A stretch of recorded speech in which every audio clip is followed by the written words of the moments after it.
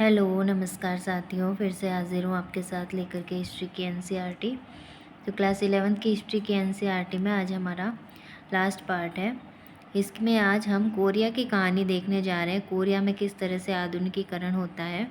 तो आधुनिकीकरण की शुरुआत कोरिया के अंदर 19वीं सदी के अंत में कोरिया के जोसोन वंश ने आंतरिक और सामाजिक संघर्ष का सामना किया। जोसोन वंश का काल कहाँ से कहाँ तक है? 1392 से 1910 तक। और इसके साथ ही उसने चीन, जापान और पश्चिमी देशों का विदेशी दबाव भी सहन करना पड़ा। इन सब के बीच कोरिया ने अपनी सरकारी संरचनाओं, राजनयिक संबंधों, बुनियादी ढांचे एवं समाज के आधुनिकीकरण के लिए सुधार नीतियां लागू की। दशकों के राजनीतिक हस्तक्षेप के बाद साम्राज्यवादी जापान ने 1910 में अपनी कॉलोनी के रूप में कोरिया पर जबरन कब्जा कर लिया। यानी जापान जब साम्राज्यवादी नीति अपना रहा था 1910 में, उस समय कोरिया पर कब्जा कर लेता है, जिससे 500 वर्ष से भी अधिक समय से चले आ रहे जोसोन राजवंश का अंत हो जाता है। और यहाँ पे हमने काल भी देखा, 1910 तक लास्ट रहता है जोसोन वंश, 1392 में जो शुरू होता है। तो यहाँ पे इसका अंत हो जाता है। किंतु कोरियाई लोग जापानियों द्वारा किए जा रहे कोरियाई संस्कृति और नैतिक मूल्यों के दमन से काफ़ी नाराज थे। आज़ादी के इच्छुक कोरियाई लोगों ने जापानी औपनिवेशिक शासन के खिलाफ प्रदर्शन किया। उन्होंने एक अस्थायी सरकार की भी स्थापना की और कैरो, याल्टा और पोट्सडैम सम्मेलनों जैसी अंतर्राष्ट्रीय बैठकों में विदेशी नेताओं से अपील करने के लिए प्रतिनिधि मंडल भी भेजे। तो जापानी औपनिवेशिक शासन 35 साल के बाद अगस्त 1945 में जाकर के द्वितीय विश्व युद्ध की जो जापान की हार है उसके साथ जाके समाप्त होता है। और हालांकि यह कोरिया के भीतरी और बाहरी स्वतंत्रता कार्यकर्ताओं का लगातार प्रयास था, जो जापान की हार के बाद भी कोरिया की स्वतंत्रता सुनिश्चित कर पाया। मुक्ति के बाद कोरियाई उपद्वीप को अस्थायी रूप से 38वीं समांतर रेखा से 2 हिस्सों में विभाजित कर दिया गया। तब जाके उत्तर और दक्षिण कोरिया बनता है, जिसमें उत्तरी क्षेत्र में सोवियत संघ और दक्षिणी क्षेत्र में यूएन द्वारा संचालित किया गया। किंतु दोनों ही क्षेत्र जापानी सेना को भंग करने के लिए परिश्रम करते रहे। हालांकि 1948 में उत्तर और दक्षिण में अलग अलग सरकारें स्थापित होने के साथ ये विभाजन स्थायी रूप से स्थापित हो गया। यानी इनका नाम कोरिया भले ही हो, लेकिन उत्तरी और दक्षिण में विभाजन होने के बाद पूरी तरह से अलग सरकारें यहाँ पे स्थापित हो जाती है। यहाँ पे हम देखते हैं जापान से स्वतंत्रता का जश्न मनाते हुए कोरियाई लोग हैं, जो द्वितीय विश्व युद्ध के बाद समाप्त हो जाता है।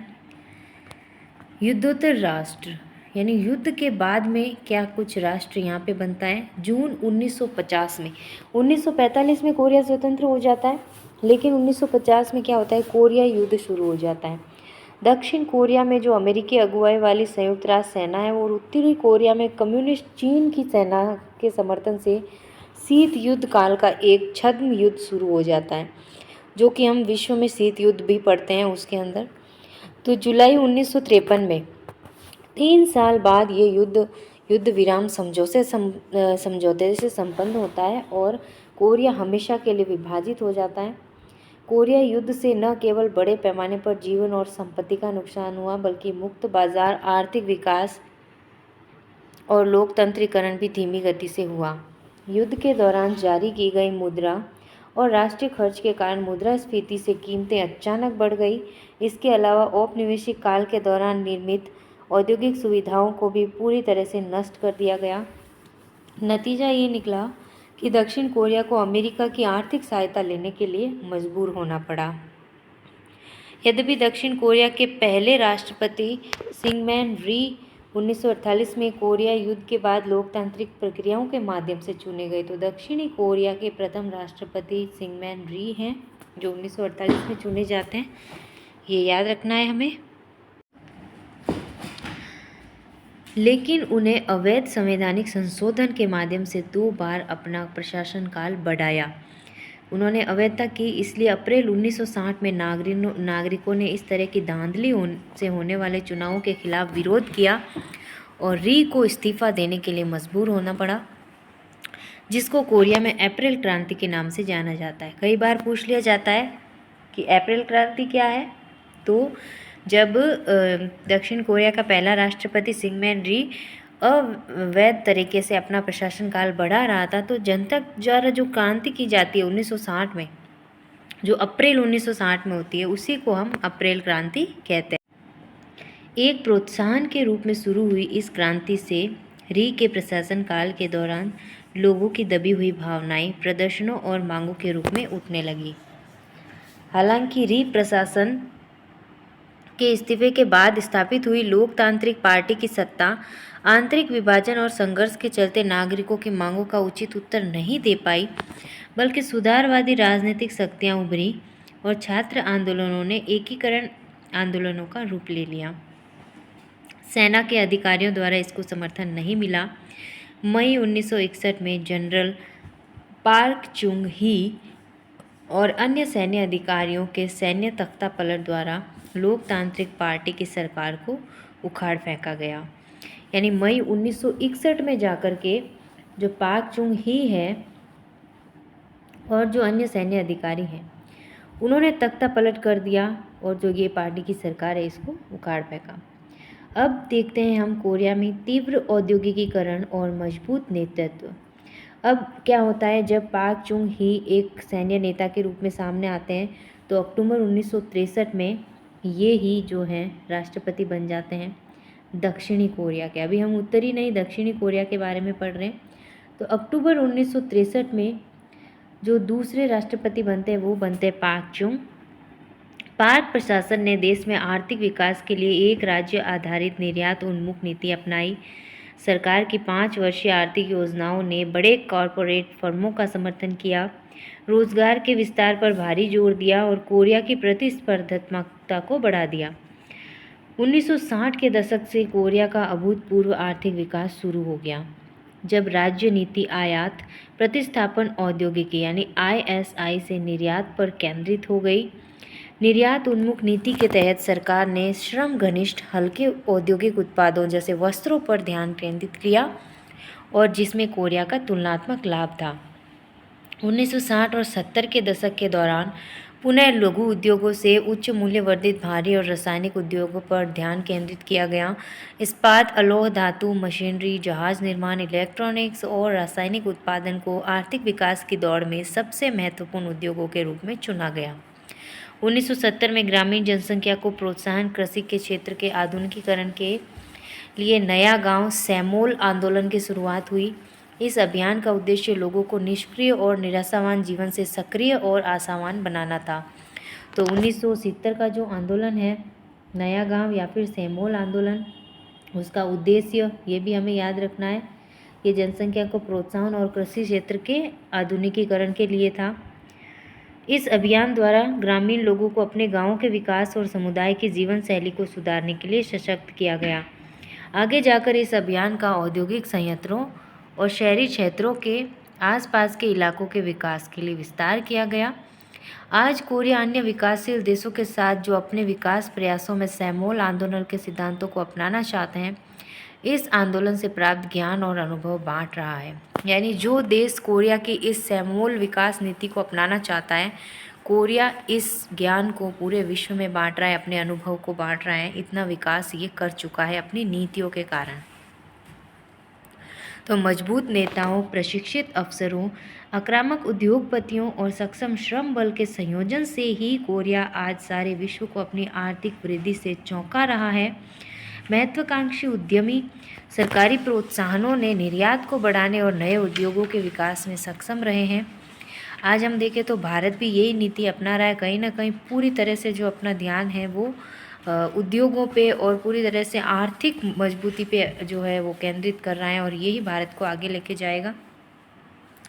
उच्च स्तर की शिक्षा ने भी कोरिया के आर्थिक विकास में योगदान दिया। कोरिया के औद्योगिकीकरण की शुरुआत से ही लगभग सभी कोरियाई श्रमिक दल पहले से ही साक्षर थे और प्रगति के नए कौशल प्राप्त करने के लिए तैयार थे। इसके साथ साथ कोरिया ने अपनी खुली आर्थिक नीति के द्वारा अन्य देशों के अधिक उन्नत संस्थानों और तकनीकों को अपने देश में लाना शुरू कर दिया था। विदेशी निवेश और कोरिया की उच्च घरेलू बचत दर ने औद्योगिक क्षेत्रों और विकसित करने में मदद की, जबकि विदेशों में दक्षिण कोरियाई श्रमिकों के प्रेशर ने भी समग्र आर्थिक विकास में योगदान दिया। अब पार्क प्रशासन की दीर्घकालिक शक्ति का आधार कोरिया का आर्थिक विकास ही था। तो पार्क के द्वारा किए गए संविधान संशोधन से वो तीसरे कार्यकाल के लिए चुनाव में खड़े हुए और 1971 में उन्हें पुनः चुना गया, यानी वो तीसरी बार राष्ट्रपति बने। अक्टूबर 1972 में पार्क ने यूसिन संविधान घोषित करके कार्यान्वित किया, जिसने स्थायी अध्यक्षता को संभव बनाया। यूसिन संविधान के तहत राष्ट्रपति को कानून के क्षेत्राधिकार और प्रशासन पर पूर्ण अधिकार था और किसी भी कानून को आपातकालीन नियम के रूप में निरस्त करने का भी एक संवैधानिक अधिकार था। तो राष्ट्रपति को पूर्ण अधिकार प्रणाली के साथ देश में आर्थिक विकास में प्रगति के लिए लोकतंत्र एक तरह से अस्थायी रूप से निलंबित हो गया। यानी अगर जब सब कुछ राजा के ही हाथ में, तो ये लोकतंत्र कहाँ रहा, जनता के हाथ में कुछ भी नहीं रहा। तो एक समय के लिए क्या हुआ, कोरिया में लोकतंत्र पूरी तरह से खत्म हो गया, क्योंकि राष्ट्रपति अपना कार्यकाल संवैधानिक तरीके से बढ़ाता जा रहा था, जनता को कोई हाथ नहीं लग रहा था कुछ भी। तो हालांकि 1979 में दूसरे तेल संकट से देशों की आर्थिक नीतियां, जो कि भारी रासायनिक उद्योग में मुख्य निवेश रखती थी, उनमें काफ़ी बाधाएं आई। इसके साथ साथ छात्रों, विद्वानों और विपक्ष ने लगातार यूसिन संविधान के खिलाफ प्रदर्शन किया, यानी जो संविधान पाक प्रशासन ने बनाया आपातकालीन, उसके खिलाफ प्रदर्शन शुरू हो गए, क्योंकि पाक प्रशासन ने आपातकालीन उपायों के आह्वान और राजनीतिक अस्थिरता का दमन कर दिया था। और इस आर्थिक संकट और राजनीतिक अस्थिरता के बीच पाक प्रशासन अक्टूबर 1979 में पाक चुंग की हत्या के साथ खत्म होता है। यानी जो विद्यार्थी हैं, जो आंदोलनकारी हैं, वो मिलकर के अक्टूबर 1979 में पाक चुंग की हत्या कर देते हैं और इसी के साथ ये पाक प्रशासन और ये जो यूसिन संविधान है ये ख़त्म होता है। तो पहला जो था, हम कह सकते हैं कि दूसरा राष्ट्रपति बहुत कुछ आगे लेके गया देश को, लेकिन वही जो है लोकतंत्र को ख़त्म तो उसने कर ही दिया, इस कारण उसकी हत्या करनी पड़ी। अब लोकतंत्रीकरण की मांग और निरंतर आर्थिक विकास, लोकतंत्र की इच्छा जो है वो चुंग की हत्या के साथ बढ़ने लगी। लेकिन दिसंबर 1979 में फिर एक बार एक सैन्य नेता चुन डू हवन की अगुवाई में सैन्य तख्ता पलट का मंच तैयार हुआ।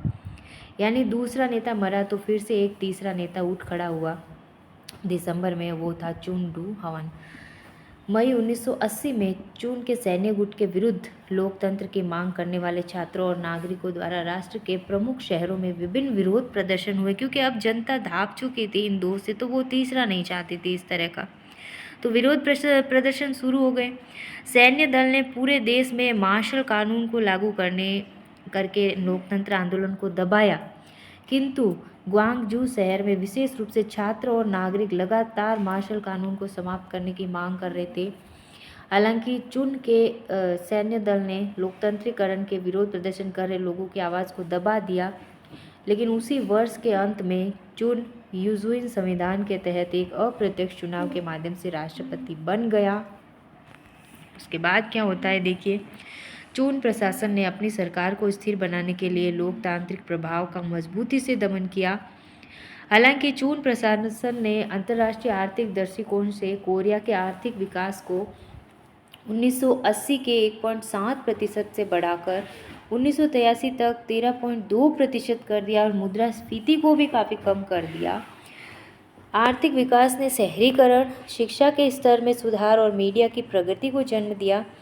इसके फलस्वरूप नागरिकों में अपने राजनीतिक अधिकारों की आत्म जागरूकता भी बढ़ी और जिससे राष्ट्रपति के प्रत्यक्ष चुनाव के लिए संवैधानिक संशोधन की मांग की गई। हालांकि यहाँ पे हम देखते हैं कि चुन प्रशासन जो है आर्थिक दृष्टिकोण से कोरिया को काफ़ी विकसित कर रहा था, कि जो विकास है वो 1% से लेकर 13% तक बढ़ा दिया उसने 3 सालों में। लेकिन फिर भी जो जनता है वो कहीं ना कहीं अपने अधिकारों की मांग कर रही थी और प्रत्यक्ष चुनाव चाहती थी राष्ट्रपति का। मई 1987 में एक विश्वविद्यालय के छात्र की अत्याचारों से हुई मौत की घटना के बाद नागरिकों ने लोकतंत्रीकरण के लिए बड़े पैमाने पर प्रदर्शन किए, जिसको चुन प्रशासन ने दबाने की कोशिश की। इसके बाद चुन सरकार के खिलाफ लोकतंत्र आंदोलन में न केवल छात्र बल्कि अब मध्यम वर्ग के नागरिकों ने भी भाग ले लिया और इन्हीं प्रयासों के चलते चुन प्रशासन को संविधान में संशोधन करने के लिए मजबूर होना पड़ा और नागरिकों को सीधे चुनाव का अधिकार मिला, ताकि अब कोरियाई लोकतंत्र का एक नया अध्याय शुरू हो सके। तो इस तरह से कोरियाई लोकतंत्र का नया अध्याय शुरू होता है लगातार जनता के विरोध और आंदोलनों के चलते। तो यहाँ पे चुन सरकार हार जाती है, उसे संशोधन करना पड़ता है। फिर देखते हैं हम कोरिया में किस तरह से लोकतंत्र आता है और फिर IMF संकट। तो बहुत ही छोटा सा इतिहास है कोरिया का। एक नए संविधान के अनुसार 1971 के बाद से पहला प्रत्यक्ष चुनाव दिसंबर 1987 में हुआ। अब 71 के बाद से क्या होता है, जो पहला प्रत्यक्ष चुनाव है वो होता है, ये हमें याद रखना है कि कोरिया में प्रथम प्रत्यक्ष चुनाव कब होता है, तो दिसंबर 1987 में। लेकिन विपक्षी पार्टियों की एकजुटता में विफलता के कारण चुन के सैन्य दल के एक साथी सैन्य नेता रोह ताए वू का चुनाव हुआ। यानी किसी तरह से दावपेच खेल के चुन ने अपनी साथी का चुनाव करवा लिया। हालांकि कोरिया में लोकतंत्र तो जारी रहा। 1990 में लंबे समय से विपक्षी नेता रह चुके किम यंग सैम ने एक बड़ी सत्तारूढ़ पार्टी बनाने के लिए रोह की पार्टी से समझौता किया और दिसंबर 1992 में दशकों से चल रहे सैन्य शासन के बाद अब एक नागरिक नेता किम को राष्ट्रपति के लिए चुना गया। अगर हमें पूछ लिया जाए कोरिया में प्रथम नागरिक नेता कब राष्ट्रपति बनता है, तो ये बनता है 1992 में, ठीक है। और ये बनते हैं 5वें नंबर के, क्योंकि 3 पहले राजतंत्र बन चुके थे, चौथा ये लोकतांत्रिक था, लेकिन ये भी सैन्य नेता था। नागरिक तो प्रथम यही था जो 5वां राष्ट्रपति बनता है। अब नए चुनावों को सत्तावादी सैन्य शक्ति के विघटन के फलस्वरूप एक बार फिर लोकतंत्र की शुरुआत होती है। नए प्रशासन की निर्यात नीति के तहत सैमसंग, हुंडई और LG सहित कुछ कंपनियां 1990 की शुरुआत तक वैश्विक प्रमुखता के स्तर तक पहुंच चुकी थी। सरकारी समर्थन के साथ ही कोरियाई कंपनियों ने पूंजी प्रधान व्यवसाय और रासायनिक उद्योगों के साथ साथ इलेक्ट्रॉनिक उद्योगों में भी निवेश करना शुरू कर दिया। दूसरी ओर सरकार ने औद्योगिक और सामाजिक बुनियादी ढांचे के निर्माण पर ध्यान देना भी जारी रखा। इसी बीच कोरिया के बाजार को अन्य देशों के लिए खोलने के लिए नव उदारवादी दबाव में किम प्रशासन ने 1996 में आर्थिक सहयोग और विकास संगठन OECD में शामिल होने का निर्णय लिया और कोरिया की अंतर्राष्ट्रीय प्रतिस्पर्धा को मजबूत करने का प्रयास शुरू कर दिया। लेकिन व्यापार घाटे में बढ़ोतरी, वित्तीय संस्थानों द्वारा खराब प्रदर्शन और संगठनों द्वारा बेईमान व्यापारिक संचालन के कारण कोरिया को 1997 में विदेशी मुद्रा संकट का सामना करना पड़ा और इस संकट को अंतर्राष्ट्रीय मुद्रा कोष द्वारा, जिसे हम शॉर्ट में IMF भी कहते हैं, उस द्वारा आपात वित्तीय सहायता के जरिए संभालने की कोशिश की गई। यही नहीं, इस आर्थिक संकट में पूरे देश ने एक साथ प्रयास किए। नागरिकों ने गोल्ड कलेक्शन मूवमेंट के माध्यम से विदेशी ऋण भुगतान के लिए सक्रिय रूप से योगदान दिया। और ये बहुत ही बड़ी बात है कि देश के नागरिक अपने देश का ऋण भुगतान करने के लिए, ऋण उतारने के लिए अपना जो गोल्ड कलेक्शन है, यानी अपना सोना, अपना जमा धन अपने देश को दे देती है और विदेशी ऋण चुकाते हैं और इस तरह से ये देश संकट से बाहर आता है।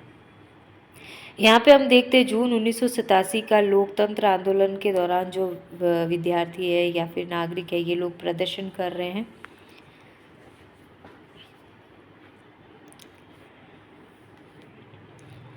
फिर देखते हैं हम दिसंबर 1997 में एक लंबे समय के बाद कोरिया में पहली बार शांतिपूर्ण हस्तांतरण के द्वारा विपक्षी पार्टी के नेता किम डे जोंग सत्ता में आए। सत्ता में दूसरा शांतिपूर्ण हस्तांतरण 2008 में हुआ। यानी पहला शांतिपूर्ण हस्तांतरण जो नागरिक नेता है वो 1992 में होता है और ये दूसरा हस्तांतरण जो 2008 में होता है, जब रूढ़िवादी पार्टी के नेता ली माइंग बाग प्रगतिशील पार्टी रो मू ह्यून प्रशासन के बाद अध्यक्ष चुने जाते हैं। 2012 में रूढ़िवादी पार्टी के नेता पार्क खन हे पहली महिला राष्ट्रपति चुनी गई। यहाँ पे ये भी क्वेश्चन आता है कि कोरिया की पहली महिला राष्ट्रपति कब चुनी गई, तो 2012 में, और ये रूढ़िवादी पार्टी की नेता है जो पार्क खन हे। उनके पिता पाक चुंग ही की राजनीतिक विरासत के कारण उन्होंने अपने कार्यकाल की शुरुआत में बहुत समर्थन प्राप्त हुआ। ये कौन थी? ये पाक चुंग की बेटी ही थी। लेकिन अक्टूबर 2016 में जब यह बात उठी कि उनके स्थान पर उनके एक नज़दीकी मित्र गुप्त रूप से सरकारी मामलों का प्रबंधन कर रहा है, तब राष्ट्रव्यापी विरोध और प्रदर्शन के फलस्वरूप मार्च 2017 में उस पर महाभियोग चलता है और उसे कार्यालय से हटा दिया जाता है। मई 2017 में तीसरी बार फिर शांतिपूर्ण हस्तांतरण होता है और मून जे इस बार राष्ट्रपति बनता है 2017 में। यानी पूरी तरह से आधुनिक काल तक का इतिहास कोरिया का हम पढ़ चुके हैं। 2016 में नागरिकों के नेतृत्व में किए गए कैंडल लाइट विरोध में देश के लोकतांत्रिक कानून और प्रणालियों की सीमाओं के भीतर राष्ट्रपति के इस्तीफे की मांग कर रहे नागरिकों का शांतिपूर्ण प्रदर्शन कोरियाई लोकतंत्र की परिवर्तन को दर्शाता है। कोरियाई लोकतंत्र आर्थिक विकास का कर्जदार है, लेकिन यह देश के गणतंत्रवाद को प्रोत्साहित करने वाले कोरियाई नागरिकों की राजनीतिक जागरूकता ही है जिसने आज देश को आगे बढ़ाने में प्रमुख भूमिका निभाई है। जहाँ तक हम कोरिया का इतिहास पढ़ चुके हैं, सब कुछ नागरिकों के बलबूते पर ही ये संभव हो पाया है। अगर नागरिक लगातार राजनीतिक जागरूकता नहीं रखते, आंदोलन नहीं करते, तो फिर ये जो ढर्रा है ये चलता ही रहता। यहाँ पे हम देखते हैं एक चित्र वर्तमान कालीन सियोल शहर कोरिया का बहुत ही शानदार रूप से विकसित होता है। ये देश बहुत ही सुंदर और छोटा सा देश है।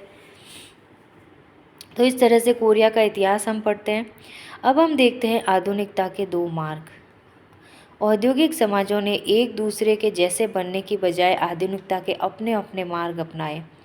ताइवान का किस्सा और कोरिया की कहानी के साथ साथ चीन और जापान का इतिहास दिखाता है कि किस तरह से अलग अलग ऐतिहासिक परिस्थितियों ने आज़ाद और आधुनिक देश बनाने की बिल्कुल अलग राहें तैयार की।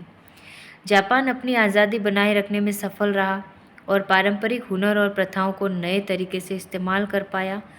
तथापि कुलीन वर्ग के नेतृत्व में हुई आधुनिकीकरण ने एक उग्र राष्ट्रवाद को जन्म दिया और एक शोषणकारी सत्ता को बरकरार रखा जिसने विरोध और लोकतंत्र की मांग का गला घोंट दिया। उसने एक औपनिवेशिक साम्राज्य की स्थापना की जिससे उस क्षेत्र में बैर की भावना बनी रही और अंदरूनी विकास भी प्रभावित हुआ।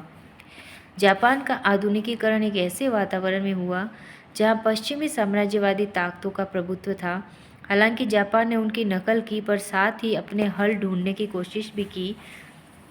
जापानी राष्ट्रवाद पर इन मजबूरियों का प्रभाव है कि एक और जहां जापानी एशिया को पश्चिमी आधिपत्य से मुक्त रखने की उम्मीद करते हैं, तो दूसरे लोगों के लिए यही विचार साम्राज्य का निर्माण करने के लिए महत्वपूर्ण कारक सिद्ध होते हैं। तो यहाँ पे ये उल्लेख करना ज़रूरी है कि सामाजिक और राजनीतिक संस्थानों के सुधार और रोज़मर्रा की ज़िंदगी को बदलने के लिए केवल परंपराओं को पुनर्जीवित करने या ज़बरदस्ती उन्हें पकड़े या संभालने का सवाल नहीं था, बल्कि उन्हें नए और अलग रचनात्मक तरीके से इस्तेमाल करने की बात थी। उदाहरण के लिए मेजी स्कूली पद्धति ने यूरोपीय और अमेरिकी प्रथाओं के अनुरूप नए विषयों की शुरुआत की, किंतु जो पाठ्यचर्या है उसका मुख्य उद्देश्य निष्ठावान नागरिक बनाना था और इसी कारण नैतिक शास्त्र का विषय जो है वो पढ़ाना अनिवार्य था जापान में, जिसमें सम्राट के प्रति वफादारी पर जोर दिया जाता था।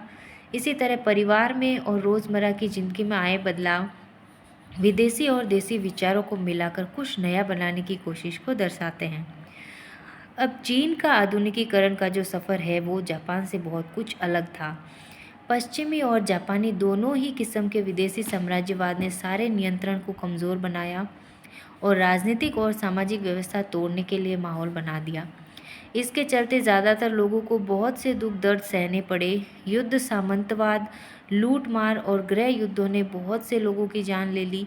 जापानी हमले की बर्बरता से भी भारी तादाद में लोगों की जानें गई। प्राकृतिक त्रासदियों ने भी बोझों को और बढ़ा दिया। 19वीं और 20वीं शताब्दी में परंपराओं को ठुकराया गया और राष्ट्रीय एकता तथा सुदृढ़ता निर्मित करने के रास्तों की तलाश की गई। चीन के साम्यवादी दल और उसके समर्थकों ने परंपरा को खत्म करने की लड़ाई लड़ी।